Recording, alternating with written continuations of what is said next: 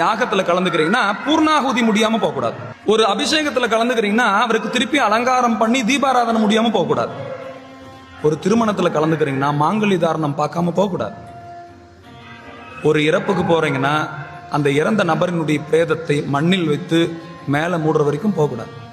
கடைசி வரையும் அந்த நிகழ்வை முழுமையாக இருக்கணும். ஆனா நம்ம இன்னைக்கு என்ன பண்றோம்? இது எதுவுமே நம்ம செய்யறது இல்லை. கோயிலுக்கு போறோம், நம்மள எல்லாம் வரிசையா நிக்க வச்சிடறாங்க. பெரிய கோயில்கள்ல நேரா தேங்காய் பழம் எடுத்துட்டு டோக்கன் வாங்கிட்டு உள்ள போறோம்.